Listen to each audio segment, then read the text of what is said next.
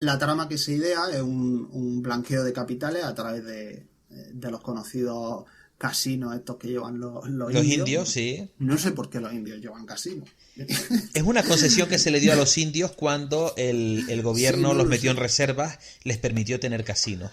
Y Sí, se pero es hicieron que es una asquerosamente cosa, o ricos. sea, de quitar cabellera a estar llevando casinos, ¿no? Sí, Nunca he visto la relación, pero bueno, supongo sí. que la hay, ¿no? Eh, Y las reservas indias pasan a ser parte del gobierno, el gobierno de toda la nación, vaya, del gobierno, ¿cómo le llaman ellos?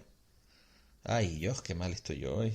eh, bueno, lo que íbamos, nos vamos muchísimo del Muchísimo. Hoy tema. estamos fatal, hoy estamos muy dispersos. A ver, lo que hacen es, aprovechando una operación que había de blanqueo de dinero procedente de China a través de estos casinos, Ujú, lo que trama Francis Underwood eh, es fingir, aparentar que el presidente Walker sabía esto. ujú. Al final, cuando estalla el escándalo, el presidente no sabía nada de eso, No tenía ni idea, el pobre. pero se ve obligado a dimitir y ya bueno, cuando dimite ya se convierte en presidente el que ya es vicepresidente, que es Francis Correcto. Underwood. Francis Y Underwood llega a ser vicepresidente y posteriormente presidente sin haber ganado unas elecciones. Ujú. Eso es importante, porque a él es Sí, elegido vicepresidente por tramas políticas internas también dentro del partido, que él también siempre. maneja. Y él nunca fue, él era el líder de la mayoría, pero él simplemente era, bueno, pues un congresista, un señor que dirigía la mayoría en un primer momento y tal, y que él manejaba el Capitolio a sus antojos, porque él era uno de los directores de los grupos. Pero él llega a ser vicepresidente primero y presidente después sin ganar unas elecciones a la presidencia. Que ese es el gran problema que él se le plantea al final de la cuarta temporada. Claro, ser reelegido, ¿no? Ser Correcto. elegido. Ser, Ser sí, elegido. elegido de nuevo presidente, correcto. Frente a un tipo que es muy joven, con una familia muy televisiva, es un tipo que se vende muy bien en los medios, otro trepa igual que él, porque eso se va viendo al principio, que el tipo es muy dulce y muy tal, pero luego van viendo como en el enfrentamiento político vamos metiéndonos en la vida de este señor y este señor también termina siendo un trepa. Me encanta cuando comparten Casa Blanca, ellos dos, y las conversaciones que tienen en la cocina, en la Ujú. cuarta temporada. Y nada, es un tipo también ambicioso, sí. No parto del hecho de que tengan que ser malos per se los señores que llegan a la presidencia, pero un tipo que ha tenido que medrar dentro de un partido político tan grande ha tenido que pisar más de una cabeza y más de dos. A mí me pareció muy, muy revelador el episodio ¿Mm? en el que los dos se reúnen Sí. para ver la táctica que van a llevar Los terroristas. contra los terroristas islámicos, eh, y no hablan nada. No, simplemente. N- Ninguno se preocupa de hablar por el tema, No. simplemente se meten en una habitación, ellos dos solos, cada uno hace su número, pero ninguno de los dos se preocupa por negociar lo que ante las cámaras uno a otro se había retado a negociar. Efectivamente. Lo que demuestra que a ninguno de los dos Le interesa. le importa realmente lo que está pasando fuera, sino la proyección que de ellos mismos dan hacia el exterior, hacia la prensa y hacia el electorado. Es todo fachada. Es todo Todo fachada. fachada. Y me encantó la escena cuando aquel se mete en el baño a hablar por teléfono y Frank se pone detrás de la puerta con un vaso a escuchar, ¿te acuerdas? Con el vaso, sí. De maruja total, me encantó, me encantó. Esa foto es, vamos, espectacular. Es un tipo... A mí, Frank, dentro de lo malo que es, me resulta un tipo muy entrañable, porque hace algo que normalmente no suele gustar para nada en el cine, ni en las series, que es, por ejemplo, las voces en off y el romper la cuarta pantalla y hablar con el público. Sí, ¿Vale? ese recurso es buenísimo. Pero a mí me encanta. A A lo mí largo, me a encanta. lo largo de toda la serie utiliza ese recurso que se llama ruptura de la cuarta pared Ujú. para, para explicarnos a los espectadores las verdaderas intenciones que hay detrás de lo que acaba de suceder. Sí. Él le dice algo a alguien y se gira y entonces nos dice lo que realmente pretende con eso. Claro. Pero no lo hace... En muchos casos es totalmente lo contrario. Pero no lo hace de una forma en la que el público, porque no es una serie fácil de ver. Es una serie que tienes que tener un cierto conocimiento sobre política y un cierto conocimiento sobre negociación, y no es una serie para todos los públicos. Quiero creer que no me estoy metiendo en un berenjenal con esto, pero no es una serie fácil de ver desde un primer momento, ¿vale? Hay gente que piensa que es muy fría, hay gente que piensa que es muy calculadora, que es difícil de ver porque las tramas son complejas. A mí las tramas de la segunda temporada me resultaron bastante complejas de seguir, sí, porque las elipses que se hacen son elipses que tienes que tener muy claro lo que está ocurriendo. También es una serie que está diseñada para verse de un tirón, no para verse de semana en semana, ¿vale? Porque de un tirón te puedes perder, se te puede ir de la cabeza lo que había ocurrido al final del capítulo anterior. De todas formas, ellos te hacen un refresquito antes y tal, pero... Entonces, es una serie difícil de ver, que es lo que decía el creador de The Wire, no sé si lo has oído, a ver si yo no me equivoco yo con el nombre del creador de The Wire, que es este señor, espérate que te lo digo, ahí... A ver, espérate. Es una frase muy típica, ¿vale? Es una frase típica. David Simon. David Simon hizo The Wire, no sé si la has visto.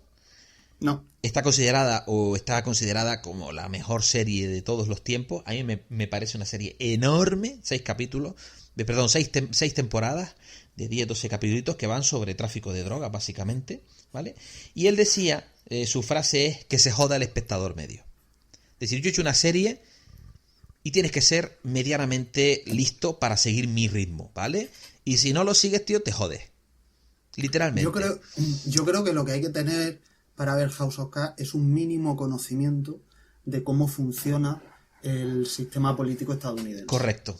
Que es muy distinto a cómo funciona en España. O sea, el hecho de que haya elecciones no quiere decir que dos sistemas políticos sean iguales. No tiene nada que ver un sistema político con otro.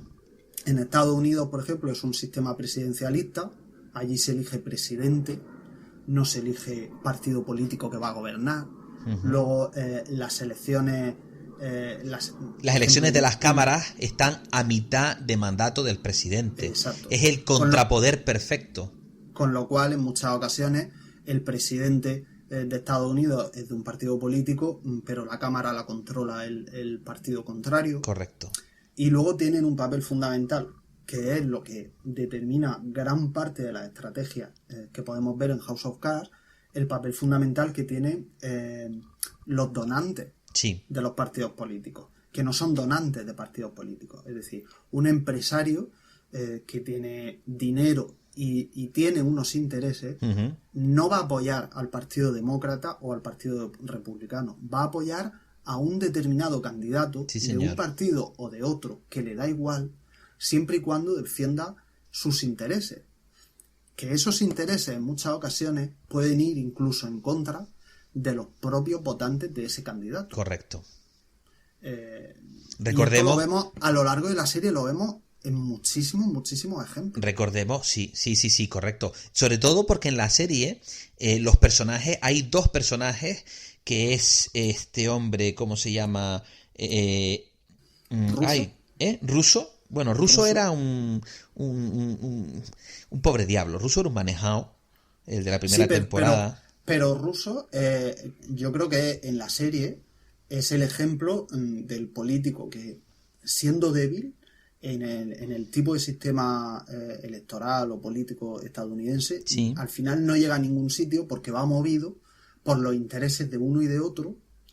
A la misma vez va movido por sus buenas intenciones, sí, porque sus buenas intenciones son indiscutibles. O sea, sí, cuando tiene que cerrar los astilleros, eso es lo peor que él a él le pasa, que ha podido hacer en la vida, sí, pero lo ha tenido que hacer. Sí. El espectador comprende, estando de acuerdo o no, comprende que no le quedaba otra salida que hacerlo, porque si no lo transigía a él, lo iban a hacer igualmente, no le queda otra. Luego se ve su preocupación porque toda esa gente con el tiempo pueda recuperar o pueda tener un puesto de trabajo, uh-huh, diferente, pero sí, pueda tenerlo.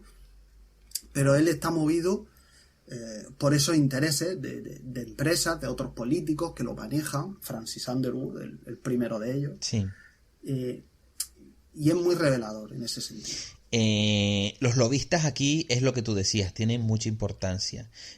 Sobre todo, por ejemplo, el papel de Remy Danton, que es el señor el negro que es lobista, al principio abiertamente y luego ya no lo es tan abiertamente. Y luego Jackie, su novia oculta, su amante, que es esta señora tan elegante que también hace de lobista al principio y luego también termina metiéndose en política, y creo que es elegida senadora, si no me equivoco, ella. Aspirando a la Casa Blanca. Correcto. A la presidencia. Correcto, también. Entonces, allí tenemos que tener en cuenta de que las listas son abiertas. Tú votas al candidato. Y tú votas lo que el candidato quiera. Ojo, el candidato allí tiene que dar cuenta de lo que hace. Por ejemplo, si yo voto al congresista por Las Palmas de Gran Canaria, vaya, el señor que votó por Las Palmas de Gran Canaria regularmente tiene que venir y reunirse con sus votantes y dar cuenta de lo que está haciendo y de las votaciones que se llevan a cabo. Aquí eso no existe. Aquí nosotros estamos viviendo una democracia donde existe una dictadura que dura 4 años. Y aquí el gobierno hace lo que le sale de las narices, votando a favor o votando en contra de cosas que han dicho abiertamente que sí o que no anteriormente en campaña. Y aquí no pasa nada. Allí tienen consecuencias las decisiones que se llevan a cabo. Y si un señor como a Russo, que le pasa en la primera temporada, vota o tiene que votar, ¿te acuerdas que a Russo su gran problema es que a él le obligan a votar a favor del cierre del astillero? Sí. Y él las pasa canutas. Y bueno, a lo que le obligan es a no ponerse en contra. No, a no pronunciarse cuando se está haciendo la revisión en el Congreso, donde se va a decidir definitivamente el cierre o no de los astilleros. Él ahí tiene una oportunidad de hacer una serie de alegaciones. Correcto. Eso es la palabra que quería decir. Alegaciones, una serie de alegaciones. Claro, sus alegaciones, en tanto que los astilleros están en el estado del que él es congresista, son muy importantes para que se tome una decisión a favor o en contra. Entonces a lo que le obliga a Francis es a no pronunciarse, ni a favor ni en contra, a no pronunciarse. Claro, eso evidentemente inclina la balanza hacia la predisposición que hay por cerrar los astilleros, porque no parece ser que no resultan rentables, entiendo, o algo así. Sí. Una reorganización o una reindustrialización del proceso de astilleros allí, al tipo lo coge y lo parten por el eje, porque a él en su trama política le obligan a no tomar esa decisión o a no pronunciarse. Una trama que está muy bien, pero que quedan pañales con respecto a las tramas que vemos en el futuro. Porque en la primera temporada, sí, bueno, la trama de los astilleros, hay una trama muy divertida, me lo pasé en grande, con la huelga de profesores.